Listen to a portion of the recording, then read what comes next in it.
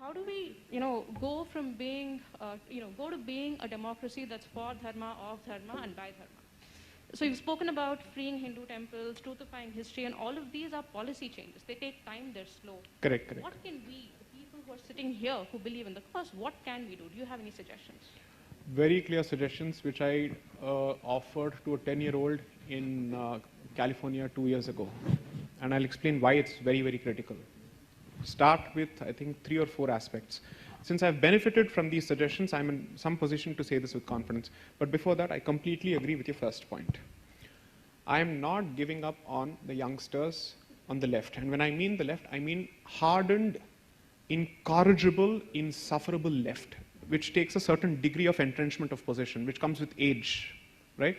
You're beyond 30 or beyond 35, and you've decided to invest your ego into this particular issue as opposed to your mind, then that's a person I have no interest in dealing with. That's a person I'm interested in pummeling in an argument, not convincing him. I don't wish to convince you or persuade you. I will only defeat you in an argument, period. 100%. There is no point in trying to convince such people. You only tell them, you understand only this language. It's either here or there. Come here, we will talk, period. But you have to engage with the youngsters, 100%, because it's such a huge demographic. And from the point of view of the fact that this demographic is so vulnerable, especially through the education system, you cannot afford to give up on them. So I'm with you. Coming to the realistic suggestions. Put yourself in the shoes of a person who has a workaday life and who does not have the ability to pursue big-time causes at a macro level. What can that person do? Basic issues. One, what is it that I've started with in the book? Language, semantics, linguistics. So learn your mother tongue at the very least. Equip yourself with knowledge of your own literature at the very least. I've given this unpopular example before. I don't see why it should be unpopular. In fact, it's a backhanded compliment, so I'll repeat it. I challenge anyone to speak in Kannada with the same fluency as Asaduddin Owaisi speaks in Urdu. If you can't, he is doing something right which you aren't. Period. So start with the language. That's one. Second, I'm making the point that if you're not in a position to contribute to the Free Temple movement at the macro policy level, what is it that you can do? 2 things. In fact, 3 things. I want to be able to see that a person walking on the street is a Hindu, which means whatever is the visible symbol must be there. It starts with that, 100%.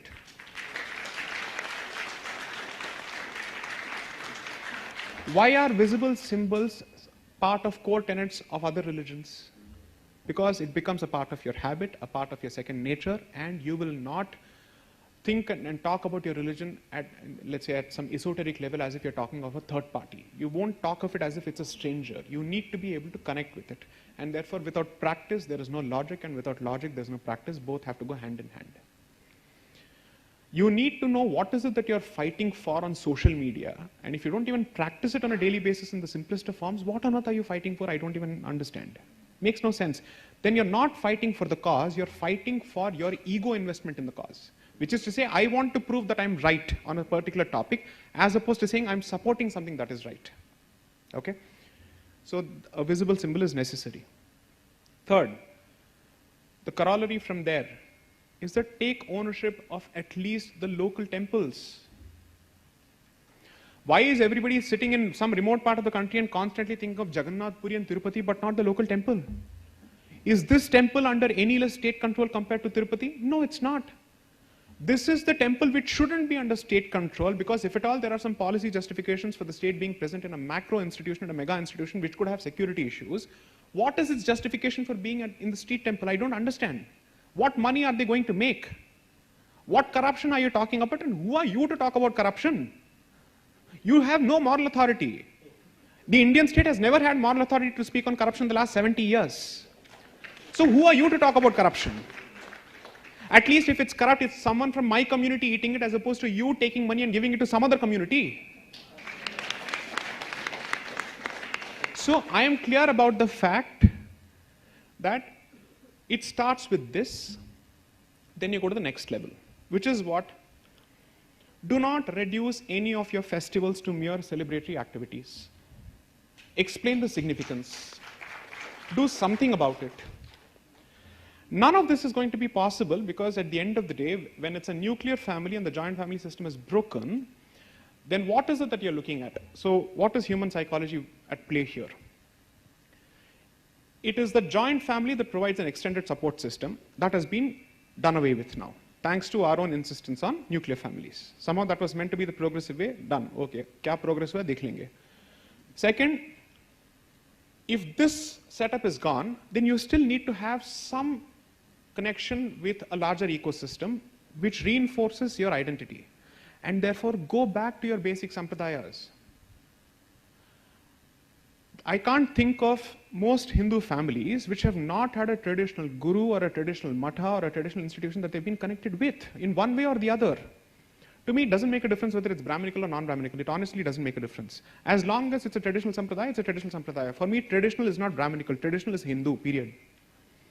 Therefore, go back to those institutions. Two things come out of it.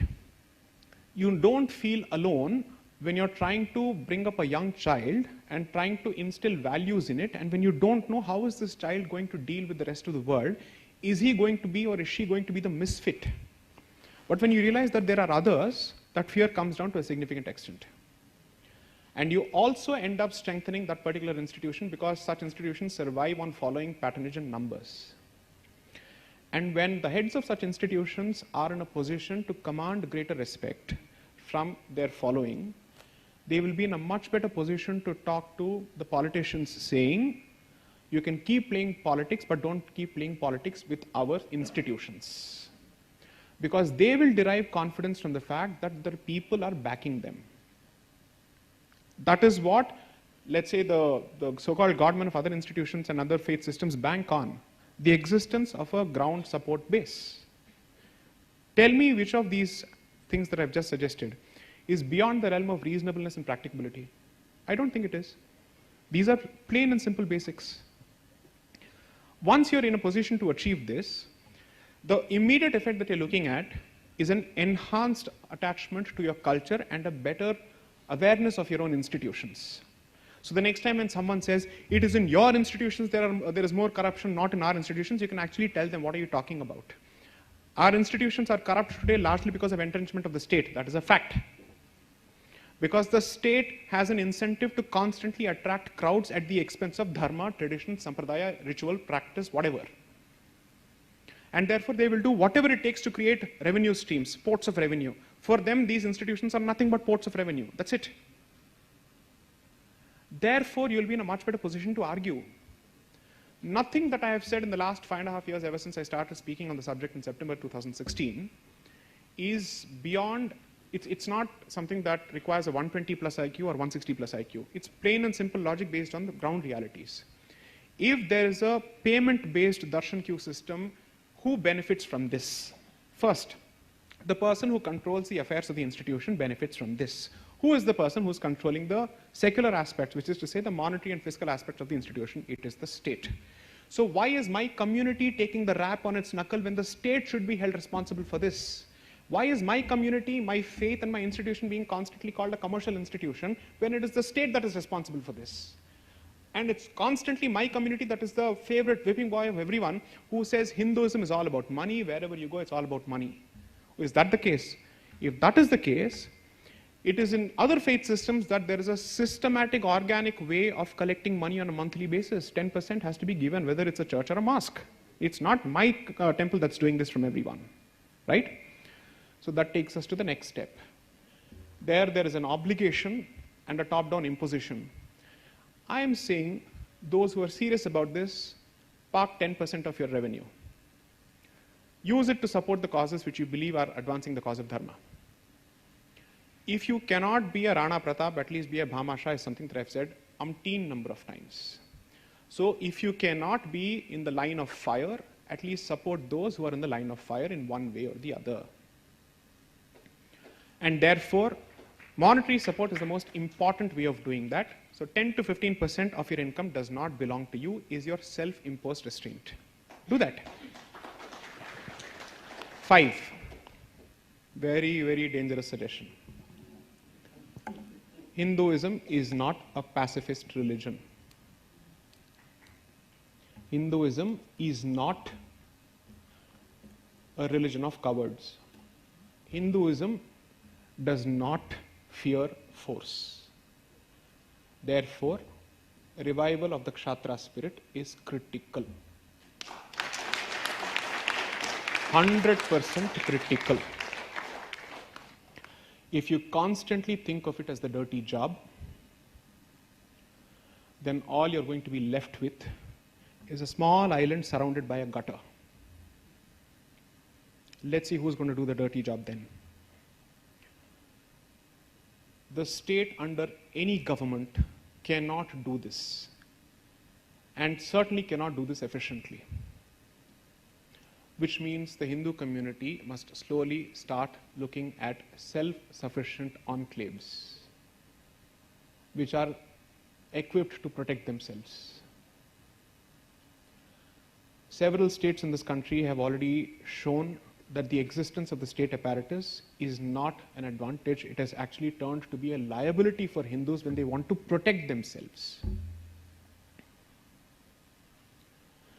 So, do not use the Gita to teach pacifism to your kids. Teach the Gita to teach Kshatriya to your kids.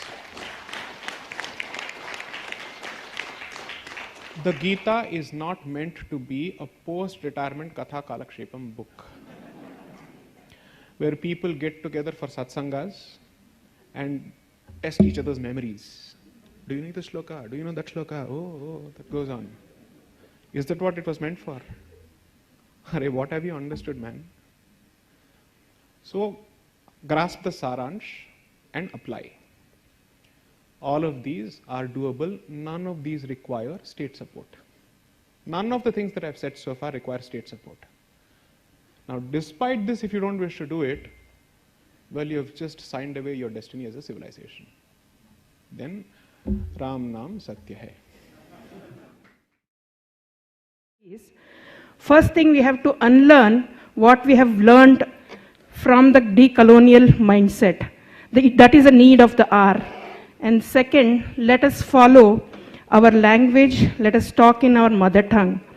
Then third one, let us start using the visible symbols that we are Hindus. And let us take the ownership of the temples. And not last but the least, let us all strive for a Hindu nation and call this Bharat. And let us also revive the Kshatriya spirit in every one of us. Thank you, Saiji.